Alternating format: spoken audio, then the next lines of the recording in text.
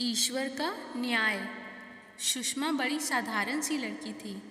बदसूरत तो नहीं कहेंगे, पर सुंदरता के भी कोई विशेष चिन्ह नहीं थे। उसमें चपटी और आगे से फैली नासिका ने चेहरे को थोड़ा और बिगाड़ दिया था। अचानक ही एक दिन बड़े अच्छे परिवार से रिश्ता आया। सब हैरान थे। चटमंगनी और पट ब्याह हो गया। बारात और दूल्हे को देख सुषमा की सखियां, रिश्तेदार और मोहल्ला रश्क से बोल उठा, सब इतना अच्छा है तो क्या हुआ, लड़का तो बेरोजगार ही है ना। ससुराल पहुंचकर सुषमा भी वहां की रौनक देखकर बौरा गई। उसे अपने सौभाग्य पर विश्वास ही नहीं हो रहा था। पति भी उसके पीछे दीवाना हुआ। उसके चारों ओर लट्टू की तरह घूमता रहता। कभी बाजार घुमाता, कभी सिनेमा दिखलाता।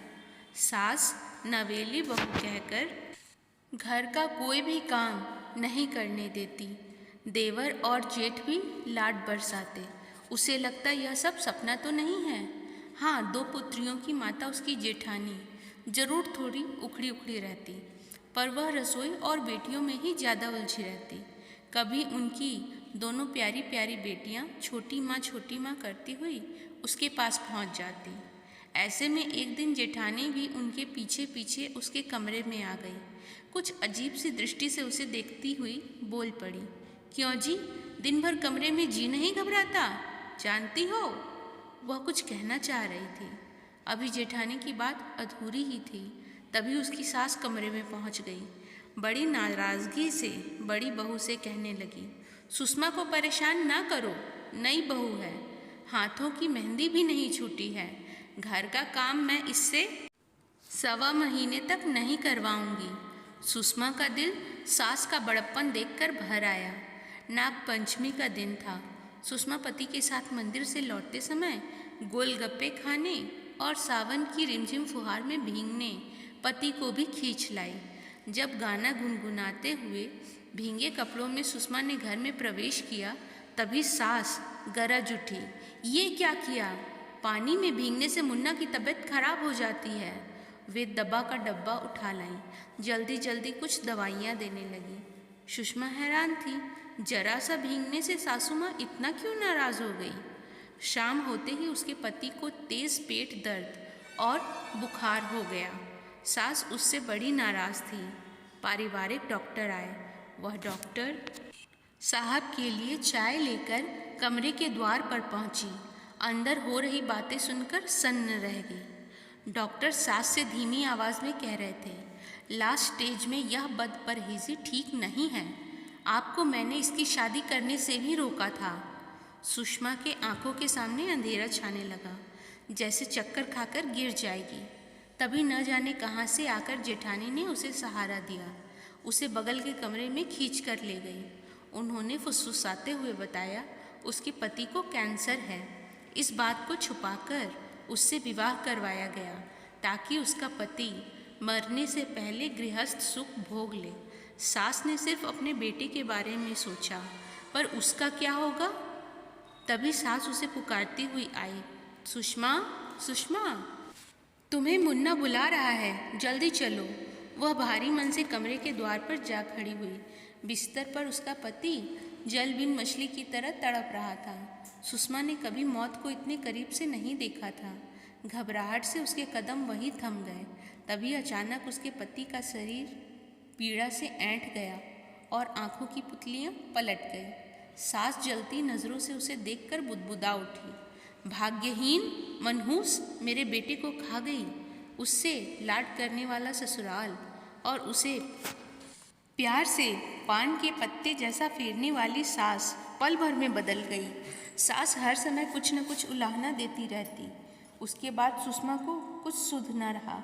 सास ने ठीक 13वीं के दिन सफ़ेद साड़ी में सारे गहने उतरवा कर घर के पुराने ड्राइवर के साथ उसे उसके मायके भेज दिया। सुषमा की माँ ने दरवाज़ा खोला। सुषमा द्वार पर सिर झुकाए खड़ी थी। वह सचमुच पत्थर बन गई थी। वह पूरा दिन किसी अंधेरे कोने में बैठी रहती। सास के कहे शब्द उसके मन मस्तिष्क में जैसे नाचते रहते। भाग्यहीन, मनहूस, उसका पूरा परिवार सदमे में था। तभी एक और झटका लगा। पता चला सुषमा माँ बनने वाली है। तब सुषमा के पिता ने कमर कस ली। वैसे ही हालत में भी सुषमा का दाखिल तुरंत नर्सिंग की पढ़ाई के लिए पारा मेडिकल कॉलेज में करवा दिया। सुषमा बस कठपुतली की तरह उनके कहे अनुसार काम करते रहती।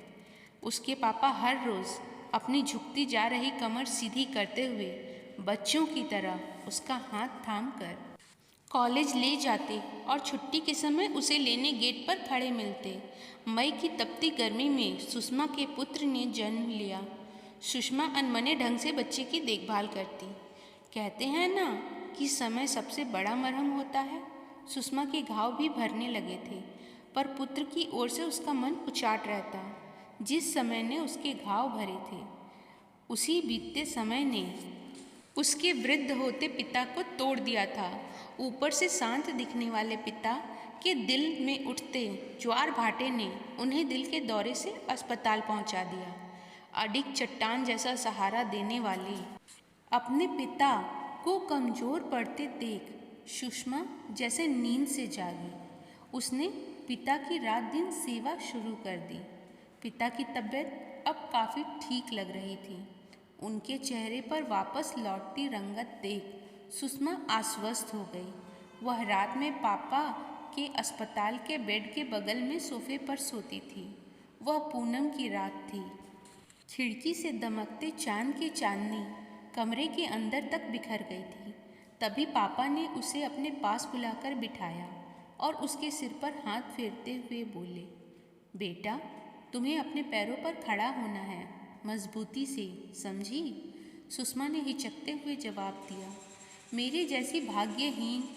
पिता ने उसकी बात काटते हुए कहा, तुम भाग्यहीन नहीं हो, बस एक धोखे और दुर्घटना का शिकार हो जिसमें गलती तुम्हारी नहीं थी, मेरी थी। पर जानती हो बिटिया, असल गुनहगार धोखा देने वाले लोग हैं। एक बात और बेटा, तुम इसका प्रतिशोध अपने पुत्र से नहीं ले सकती हो। उसका ख्याल तुम्हें ही रखना है। थोड़ा मौन रहकर उसके नेत्रों में देखते हुए पिता ने कहा, भाग्यहीन तुम नहीं, तुम्हारी सास है। बेटे को तो गंवाया ही, बहू और पोते को भी गंवा दिया। पर कभी ना कभी ईश्वर उन्हें उनकी गलतियों का आईना ज़रूर दिखाएगा। मुझे ईश्वर के न्याय पर पूर्ण विश्वास है। पापा से बातें कर सुषमा को लगा जैसे उसके सीने पर से भारी बोझ उतर गया। पढ़ाई करके उसे शहर के एक अच्छे अस्पताल में नौकरी मिल गई। वह बेटे के साथ खेलकर अपना दुख भूल खिलखिलाने लगी थी। किसी न किसी से उसे अपने ससुराल की खबरें मिलती रहती। देवर की शादी और उसे बेटी होने की भी खबरें मिली, पर सुषमा को ससुराल वालों ने कभी याद नहीं किया। सुषमा ने भी पीछे मुड़कर देखने के बदले अपने आप को और बेटे को संभालने पर ध्यान दिया। उस दिन सुषमा अस्पताल पहुंची। वह आईसीयू के सामने से गुजर रही थी। तभी सामने देवर और जेठ आ खड़े हुए। पता चला सास बीमार है, इसी अस्पताल में भर्ती है। उन्हें इस बात का बहुत गम है कि सुषमा के पुत्र के अलावा उन्हें पोता नहीं, सिर्फ पोतियां ही हुई हैं। अब वह सुषमा और उसके बेटे को याद करती रहती हैं। एक बार पोते का मुंह देखना चाहती है। देवर ने कहा, भाभी बस एक बार मुन्ना भैया के बेटे को अम्मा के पास ले आओ, सुना है बिल्कुल भैया जैसा है। तभी जेठ बोल पड़े, सुषमा मैं तो कहता हूँ अब तुम हमारे साथ रहने आ जाओ, मैं कल सुबह ही तुम्हें लेने आ जाता हूँ। सुषमा बिना कुछ जवाब दिए अपनी ड्यूटी कक्ष में चली गई। वह उनकी बेशर्मी देखकर अवाक थी। वह चुपचाप अपना काम कर रही थी, पर उसके माथे पर पड़े सिकन से स्पष्ट था कि उसके मन में बहुत सी बातों का तूफान चल रहा है। वह सोच रही थी, पहले तो उसे खिलौना समझकर पुत्र की कामना पूरी करने के लिए धोखे से विवाह करवाया, बाद में दूध में पड़ी मक्खी की तरह फेंक दिया। आज अपनी पोतियों को पोते से कम आंका जा रहा है क्योंकि वे लड़कियां हैं। अच्छा है वह आज ऐसे ओछे परिवार का हिस्सा नहीं है। क्या उसके पुत्र को ऐसे लोगों के साथ रखकर उन जैसा बनने देना चाहिए? बिल्कुल नहीं। वह ऐसा नहीं होने देगी। मन ही मन उसने कुछ निर्णय लिया। घर जाने से पहले उसने छुट्टी की अर्जी दी। उसी रात को वह ट्रेन से बेटे को लेकर निकट के दूसरे शहर चली गई। वहाँ के अच्छे बोर्डिंग स्कूल में बेटे का नाम लिखवा दिया। काफ़ी समय से बेटे का दाखिला इस स्कूल में करवाने का मन वो बना रही थी। वह 3-4 दिनों के बाद वापस घर लौटी। अगले दिन अस्पताल के सामने ही देवर मिल गया। उसे देखकर लपकता हुआ आया और बोल पड़ा, भाभी, अम्मा की तबीयत और बिगड़ गई है, आप कहाँ थी? सुषमा चुपचाप अपनी ड्यूटी मालूम करने चली गई। उस दिन उसकी ड्यूटी उसकी सास के कमरे में ही लगी थी। वह कमरे में जाकर दवाइयाँ देने लगी। सास उसके बेटे के बारे में पूछने लगी। सुषमा ने शालीनता से कहा, ईश्वर ने आपके घर इतनी कन्याओं को इसलिए भेजा है ताकि आप उनका सम्मान करें। जब तक आप ये नहीं सीखेंगी तब तक आप अपने इकलौते पोते का मुंह नहीं देख सकती। सास का चेहरा तमतमा गया। लाल और गुस्से भरी आंखों से उसे घूरते हुए बोल पड़ी, भाग्यहीन, तुम धोखा कर रही हो। मेरे पोते को छुपा कर नहीं रख सकती हो। तुम्हारे जैसी मामूली लड़की की औकात नहीं थी मेरे घर की बहू बनने की। सुषमा ने उनकी बात बीच में ही काटते हुए कहा, भाग्यहीन मैं नहीं, आप हैं। सब पाकर भी खो दिया। आपने मुझे धोखा दिया, पर भगवान को धोखा दे पाई क्या? आपको क्या लगता है एक सामान्य और मामूली लड़की का दिल नहीं होता है?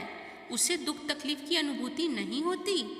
एक बात और है, देखिए, आज आपको मेरे जैसी मामूली लड़की के सामने इतना अनुनय विनय करना पड़ रहा है। अगली सुबह सास के कमरे के बाहर भीड़ देखकर तेज कदमों से वहां पहुंची। पता चला अभी अभी दिल का दौरा पड़ने से सास गुजर गई। पास खड़े वो वार्ड बॉय को कहते सुना, दिल की मरीज थी। कितनी बार डॉक्टर साहब ने इन्हें शांत रहने की सलाह दी थी। अभी भी ये अपनी बहुओं को बेटा ना पैदा करने के लिए जोर जोर से कोस रही थी।